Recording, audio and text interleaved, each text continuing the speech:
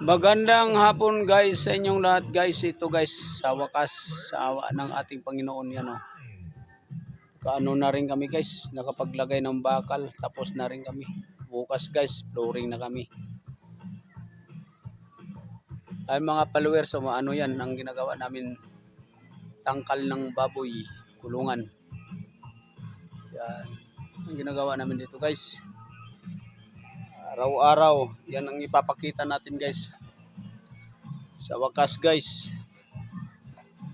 nakaahon na rin tayo sa kahirapan.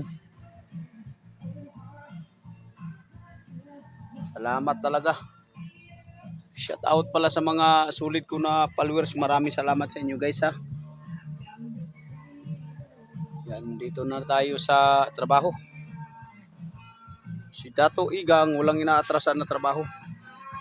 Talagang kahit anong trabaho basta kumita tayo, makakain sa isang araw patatlo. Hindi na natin pangarapin pa magmayaman dahil ito na sigurong kapalaran ko guys. Puro trabaho. Yan, kanina tanghali yan, naghakot tayo ng buhangin, layo pa, hakutan. Grabe. Ano? Shout out pala sa taga Samar, taga Masbate, taga Bacolod, sa mga kabalyero, Sustubo, Mahinay, Masarki. Thank you sa inyong lahat, sa mga solid na followers. Maraming salamat sa inyo idol. Yan ang gawa namin.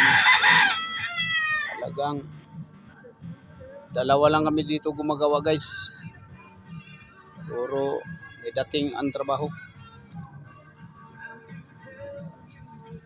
Kahit wala yung amo namin guys, bumabanat pa rin. Dapat yan ang tularan sa mga tao. Kaya yung mga bata, mag-aaral din kayo ng mga higi para hindi kayo matulad sa amin, no? Yan, no? Ang gawa namin, no? Talagang bakbakan na trabaho namin dito guys. Wala nang ayawan. Kahit nakalbo na tayo sa trabaho, basta sulit. Grabe trabaho guys. Patapos na. Malapit na matapos tayo guys.